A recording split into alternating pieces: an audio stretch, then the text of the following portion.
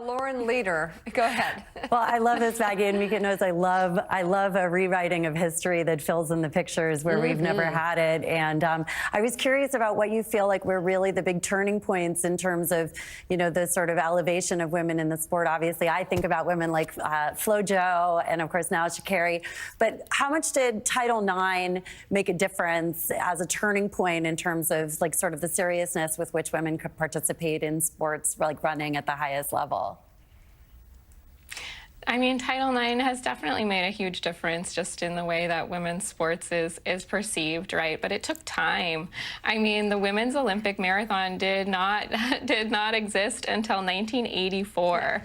This is only the 40th anniversary of the women's Olympic marathon, and even up to that point, you know, in the 1980s, when they were voting on whether to include this event, there were still doctors saying this might not be, you know, physiologically possible for women. This might not be physiologically beneficial for women. You know, there might be undue health effects.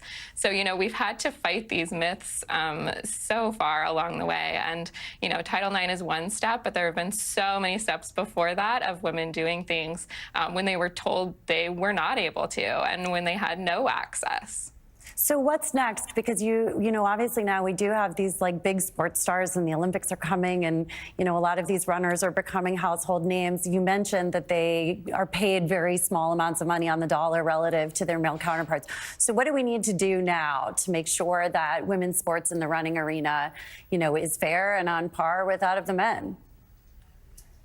Yeah, I mean, I think a large part of it is the way that we talk about it, is the way that we, you know, value these women athletes, whether it's running, whether it's basketball, whether it's soccer, all of those things. We need to start seeing these physical capabilities as so impressive as what these male athletes do all the time, and are kind of given the benefit of the doubt. We don't need to be treated, you know, as second-class citizens when it comes to sports, because what these women athletes are doing is just as elite and just as impressive. And I think once we have that conversation where we don't have to, you know, push them to the side or the margins, we're going to start, you know, being able to accept, you know, women as part of this beautiful piece of humanity that, you know, that's the reason sports is so exciting and interesting, right?